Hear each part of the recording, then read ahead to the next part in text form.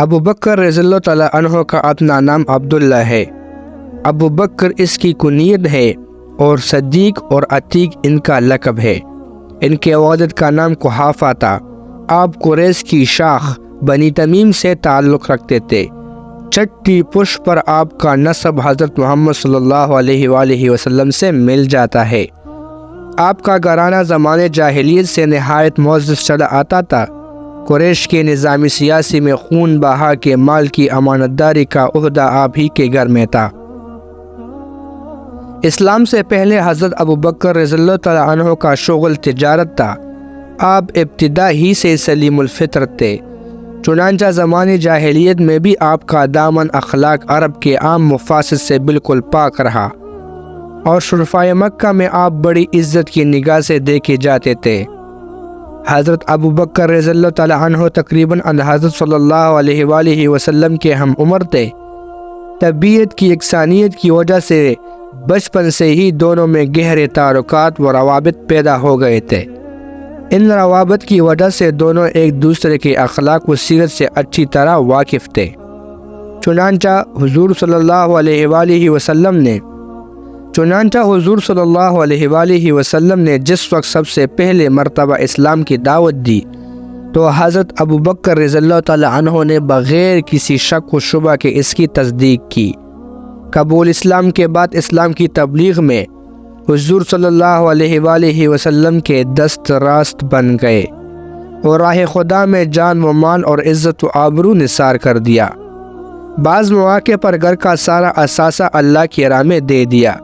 جب حضرت صلی اللہ علیہ وآلہ وسلم نے ان سے پوچھا کہ کچھ اہل و عیال کے لیے بھی چھوڑا ہے تو عرض کیا ان کے لیے اللہ اور اس کا رسول کافی ہے۔ کسی صحابی رضی اللہ تعالیٰ عنہ کی اسلامی خدمات آپ کے برابر نہیں ہے۔ اس کی مختصر فہرست یہ ہے: نمبر 1، قریش کے سررسیدہ لوگوں میں سب سے اول اسلام قبول کیا اور مکہ کی پرخطر اور مظلومیت کی زندگی کے ہر مرحلے میں حضور صلی اللہ علیہ وآلہ وسلم کے پشت پناہ رہے۔ نمبر 2، تبلیغ اسلام میں حضور صلی اللہ علیہ وآلہ وسلم کی رفاقت کرتے۔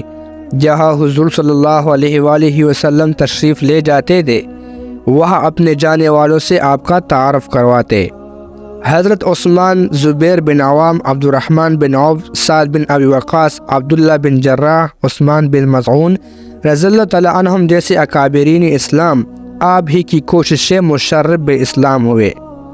حضرت بلال، حضرت عامر بن فہیرہ رضی اللہ تعالیٰ عنہما اور متعدد غلاموں کو اپنے مال سے آزاد کرایا جو اسلام کے جرم میں اپنے مشرک آقاؤں کے ظلم کا نشانہ تھے۔ ہجرت کے بعد حضرت صلی اللہ علیہ وآلہ وسلم نے مسجد کی تعمیر کا ارادہ فرمایا تو اس کی زمین کی قیمت دو یتیموں کی ملکیت تھی۔ حضور صلی اللہ علیہ وآلہ وسلم کے صحابی ابو بکر رضی اللہ تعالیٰ عنہ نے ادا کی۔ اس طرح مدینہ میں سب سے پہلا اللہ تعالیٰ کا گھر حضرت ابو بکر رضی اللہ تعالیٰ عنہ کی مدد سے تعمیر ہوا۔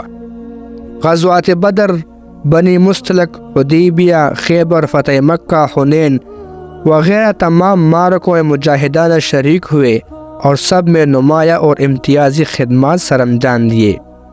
الغرض آغاز اسلام سے لے کر وفات نبی صلی اللہ علیہ وآلہ وسلم تک ہر مرحلہ میں حضرت ابو بکر رضی اللہ تعالیٰ عنہ نے حضور صلی اللہ علیہ وآلہ وسلم کے جانثارانہ رفاقت کی۔ آپ صلی اللہ علیہ وآلہ وسلم پر ان قربانیوں کا اتنا اثر تھا کہ رسول اللہ صلی اللہ علیہ وآلہ وسلم فرماتے تھے، جان و مال کے لحاظ سے مجھ پر ابو بکر سے زیادہ کسی کا احسان نہیں۔ اس رفاقت اور خدمات کی بنا پر صحابی رضی اللہ تعالیٰ عنہ میں حضرت ابو بکر رضی اللہ تعالیٰ عنہ کے سب سے بڑے محسن اور اسرائیل نبوی کے محرم تھے، اس لیے وہ اس قدر نیابت نبی کے سب سے زیادہ اہل و مستحق تھے، اور حضرت صلی اللہ علیہ وآلہ وسلم کی حیات میں خاص مواقع پر اس کا شرف حاصل ہوتا تھا۔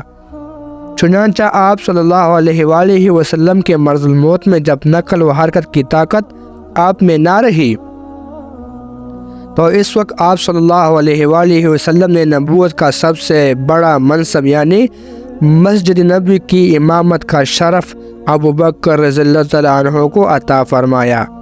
جو در حقیقت آپ کی جانشینی کی طرف اشارہ تھا، لیکن اسلام کا نظام شورا پر ہے، اس لیے آپ صلی اللہ علیہ وآلہ وسلم اپنے جان سے کسی کو اپنا جانشین مقرر کر کے اس کو توڑنا نہیں چاہتے تھے، اس لیے صراحتاً کسی کو جانشین نامزد نہیں فرمایا۔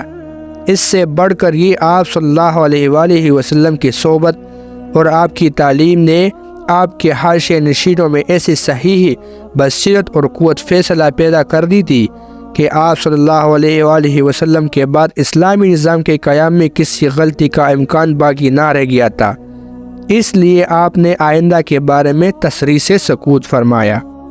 ابو بکر رضی اللہ تعالیٰ عنہ وہ ہستی ہے جن سے تمام صحابہ کرام رضی اللہ تعالیٰ عنہ مجمعین محبت کیا کرتے تھے۔ چنانچہ علی رضی اللہ تعالیٰ عنہ کے بارے میں ایک واقعہ نقل کیا گیا ہے کہ ایک مرتبہ ایک آدمی امیر المومنین علی رضی اللہ تعالیٰ عنہ کے پاس آیا۔ اس کی ظاہری حالت پرہیزگاروں جیسی تھی، جبکہ خباثت و شرارت اس کی نگاہوں سے جھلک رہی تھی۔ اس نے علی رضی اللہ تعالیٰ عنہ سے عرض کیا، اے امیر المومنین، اس کی کیا وجہ ہے کہ مہاجرین و انصار ابو بکر کو فوقیت دیتے ہیں، جبکہ آپ رضی اللہ تعالیٰ عنہ مقام و مرتبہ کے اعتبار سے ان سے افضل ہے، آپ اسلام لانے میں بھی ان سے مقدم ہے اور آپ کو ان پر کئی چیزوں میں سبقت حاصل ہے۔ علی رضی اللہ تعالیٰ عنہ نے اس شخص کی گفتگو کا مقصد جان لیا اور فرمایا، تم مجھے قریش لگتے ہو اور شاید قبیلے عائزہ کے ہو۔ اس نے ہمیں جواب دیا تو علی رضی اللہ تعالیٰ عنہ نے فرمایا، تیرا ناس ہو، اگر تو ایک مومن کی پناہ لینے والا نہ ہوتا تو میں تجھے ضرور قتل کر دیتا۔ یاد رکھو ابو بکر رضی اللہ تعالیٰ عنہ 4 امور میں مجھ پر سبقت لے گئے، ایک تو وہ امامت میں مجھ سے سبقت لے گئے، دوسرے ہجرت میں، تیسرا غار ثور میں، اور چوتھے اسلام کی ترویج میں مجھ سے آگے بڑھ گئے۔ تیرا ناس و اللہ تعالیٰ نے اس آیت میں سب لوگوں کی مذمت بیان فرمائی، لیکن ابو بکر رضی اللہ تعالیٰ عنہ کی مدح فرمائی۔ ارشاد باری تعالیٰ ہے، الا تنصروہ فقد نصرہ اللہ، اگر تم پیغمبر کی مدد نہ کرو گے تو خدا ان کا مددگار ہے۔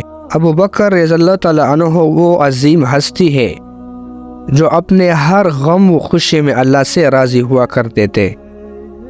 ایک دفعہ ابو بکر صدیق رضی اللہ تعالیٰ عنہ ایک بوسیدہ چوغے میں پہنے حضور صلی اللہ علیہ وآلہ وسلم کے پاس بیٹھے ہوئے تھے۔ اس چوغے کے کنارے کھجوروں کے شاخوں اور مختلف قسم کی ٹہنیوں سے جوڑے گئے تھے۔ اسی اثناء میں حضرت جبرائیل علیہ السلام حاضر ہوئے اور دریافت کیا، اے محمد صلی اللہ علیہ وآلہ وسلم، کیا وجہ ہے کہ ابو بکر کے جسم پر ایسی بوسیدہ قسم کا چوغا نظر آ رہا ہے جس کو اس عجیب انداز میں جوڑا گیا ہے؟ حضور صلی اللہ علیہ وآلہ وسلم نے روح الامین کے جواب میں فرمایا، اے جبرائیل، ابو بکر نے فتح سے پہلے اپنا مال مجھ پر خرچ کر دیا تھا۔ جبرائیل علیہ السلام نے عرض کیا، اللہ تعالیٰ آپ کو سلام کہہ رہے ہیں اور آپ سے فرما رہے ہیں کہ آپ ابو بکر سے پوچھیں کہ کیا وہ اس حالت فقر پر اللہ سے خوش ہے یا نہ خوش۔ چنانچہ حضور صلی اللہ علیہ وآلہ وسلم نے ابو بکر کو مخاطب کر کے یہ سوال کیا جو جبرائیل علیہ السلام نے پوچھا تھا۔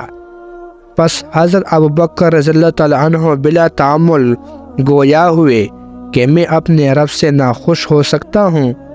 پھر اظہار شوق فرمانے لگے، میں اپنے رب سے راضی ہوں، میں اپنے رب سے راضی ہوں، میں اپنے رب سے راضی ہوں۔ حضرت ابو بکر صدیق رضی اللہ تعالیٰ عنہ نے اپنی پیاری بیٹی اور حضور پاک صلی اللہ علیہ وآلہ وسلم کی سب سے پیاری بیوی عائشہ رضی اللہ تعالیٰ عنہ کو اپنے بارے میں کچھ وصیتیں فرمائی تھی۔ وصیت یہ ہے کہ میرے بعد میرے بیت المال کا جو قرضہ میرے ذمے ہے اسے ادا کرنا، میرے پاس مسلمانوں کے مال سے ایک لونڈی اور 2 اونٹنیاں ہیں، اسے عمر رضی اللہ تعالیٰ عنہ کے پاس بھجوا دینا۔ اس کے علاوہ اگر کوئی اور چیز نکل آئے تو اسے بھی بیت المال میں داخل کرا دینا۔ کفن کے متعلق فرمایا، میرے بدن پر جو کپڑا ہے اس کو دھو کر کفن دینا۔ پھر پوچھا، آج کون سا دن ہے؟ معلوم ہوا 2 شنبہ ہے۔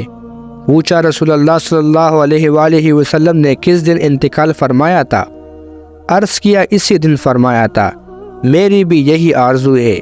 یہ آرزو پوری ہوئی اور 21 جمادی الثانی 13 ہجری کو دوشنبہ کا دن گزرنے کے بعد شب کو انتقال فرمایا۔